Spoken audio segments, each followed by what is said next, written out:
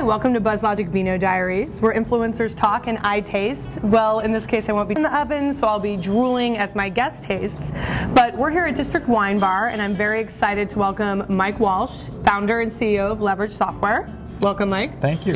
And before we dive into our conversation, we're going to try, or I'm going to smell, a little bit of this wine. It is a Hocus Pocus, a very fun holiday Syrah from the, I believe, Santa Barbara. So why don't we have a little fun with this? A little Hocus Pocus. Mm-hmm. Very, very fruity, jammy. Smells nice. Yeah, it does. Cheers. Cheers.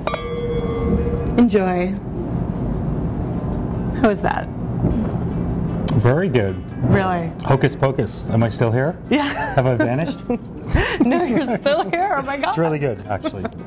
Excellent. Well, I encourage you to drink and enjoy as much as you want during our conversation. Thank you. Well, I don't.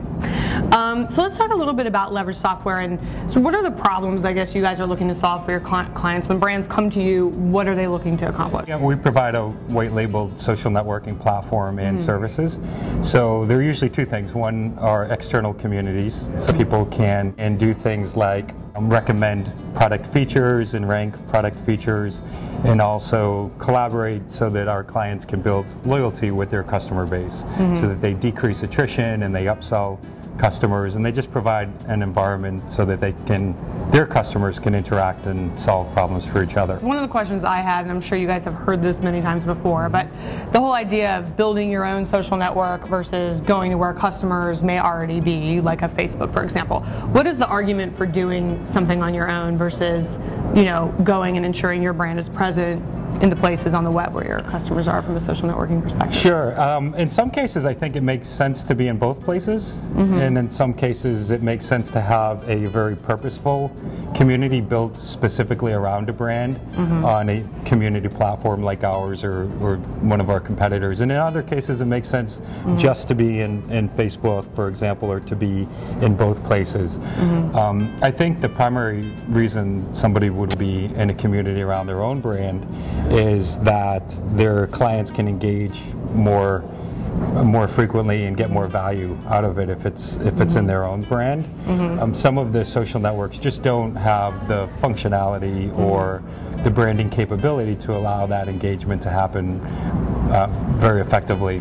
Are we talking about consumer brands or more brands? What are some of the examples maybe where it does go well? Yeah, we tend to focus on tech, media, associations, some retail and hospitality. So that's the experience base that we have. And when you head more toward the consumer brands, I think it makes more sense to be in like Facebook and that's where we think that you should be able to federate content anywhere, whether it's in Facebook or a private social network or Twitter or any number of sites, newsletters, blogs, etc., and just make it really easy for customers or end users to access that information wherever they wish. Let's talk about monetization for a minute, because I think we're hearing a lot right now in the press about Facebook's woes in terms of monetizing. What is the real role of advertising on a social network? Will it ever be a huge boon? I mean, everyone's fingers crossed that it will, just figuring out the formula. What's your take on advertising as it relates to online communities, social networks, and what do you see on the communities that you guys are enabling in terms of behavior that might be monetizable from an advertising perspective? First, most of our clients don't try to monetize. They're simply trying to provide a more efficient way to deliver an operational or a functional set of value that they're already delivering, and it's just a more efficient way to do it. So things like connections and getting feedback. In some cases, when we're providing this for media companies, we'll tend to sponsorships. We have a sponsorship engine, and you can also integrate sponsor engines. And those have to be really relevant, really purposeful, and very specific attributes.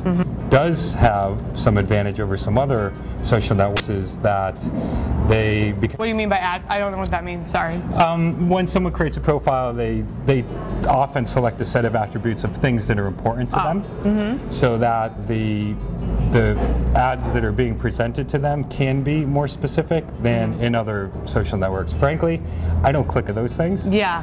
So and relevant, and I don't know if that's based on the profile that I created when I signed up for the system. But fortunately, that's not our revenue model. Right. Well, let's talk a little bit about that, because what I'm curious about is, as social networks mature, do you believe that everyone will wake up one day and say, these advertising is really not the way to make these things revenue generators? Well, I was on a panel with Dave Morin, who runs platform for Facebook, and they seem to be getting more and more involved in the enterprise, or at least try to. So they may be experiencing that, and that may be the conversation having now. I think that I have actually seen the click-through data and paid much attention on Facebook and MySpace from a revenue standpoint. I do know that big brands that have invested hundreds of thousands of dollars for a specific set of pages, many of those have not seen an ROI. So, I mean, it all comes down to ROI. Whoever's spending the money or investing the money has to see an ROI pretty quickly, I think, especially in 2009, or they're just going to advertise there. So I think whoever can make an existing process more efficient through the use of social media or social communities or personal communities will be the people that will sell product and it will generate revenue because they're providing such a great ROI. Right.